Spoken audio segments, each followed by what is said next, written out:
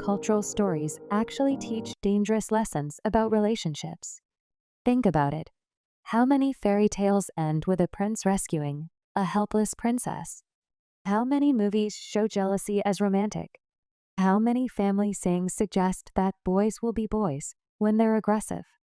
These aren't just harmless entertainment. They're cultural messages that shape how learners see gender roles and relationships. When young people absorb these messages repeatedly, they start to seem normal, even natural. But here's the problem. Cultural stories that normalize male dominance and female submission create the foundation where gender-based violence can grow. As educators, we have the power to help learners to recognize these hidden influences and think critically about the cultural messages they've internalized. Internalized stereotypes work like invisible programming. Learners don't choose these beliefs, but rather they absorb them from cultural messages around them. When someone grows up hearing that real men don't cry, or that good women don't get angry, these become internal rules they follow without questioning. The dangerous part? These same cultural messages that seem innocent often normalize unequal power in relationships. If culture teaches that men should always be in control and women should always be accommodating, what happens when someone doesn't fit this script? What happens in relationships when one person expects complete authority and the other has learned to never challenge it? This is how cultural influences create the conditions where controlling behavior and eventually violence can seem acceptable. It's not that culture directly teaches violence, but rather that culture teaches inequality, and inequality creates the space where violence can take root and seem justified. Breaking these patterns starts with recognition. Help learners to examine the cultural stories they've absorbed.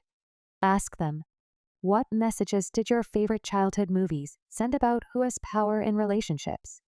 Create discussions about cultural sayings and what they really mean. Boys will be boys. What does this excuse? Happy wife, happy life. What does this assume about decision-making?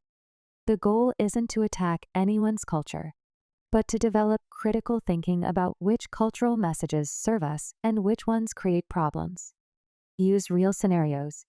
In your future workplace, if someone says women are too emotional for leadership positions, how would you respond? Help learners to practice challenging these assumptions respectfully but firmly. Teach them to distinguish between cultural traditions worth preserving and cultural beliefs that limit people or justify inequality. This critical thinking protects them from both perpetuating and experiencing gender-based violence. Look at your classroom dynamics. Do you notice which learners speak up and which stay quiet? Do you see patterns in who takes leadership roles? These often reflect cultural messages about gender, not natural differences. Here's your challenge. Become a cultural detective. When you hear phrases like, "That's just how men/women are," pause and ask, is that really true? Or is that what we've been taught? Help learners do the same. When they make assumptions about gender roles, gently ask, where did that idea come from? Often, they'll trace it back to cultural sources, movies, family sayings, or social media, for example. This awareness is the first step in breaking free from limiting cultural scripts. Start one conversation this week about cultural influences on gender expectations. You might be surprised by what your learners discover about themselves. Culture shapes us, but we can also shape culture. When we help learners to think critically about the gender messages they have internalized, we're not just preventing violence. We are creating a generation that builds healthier, more equal relationships. Your classroom discussions today can become tomorrow's cultural change.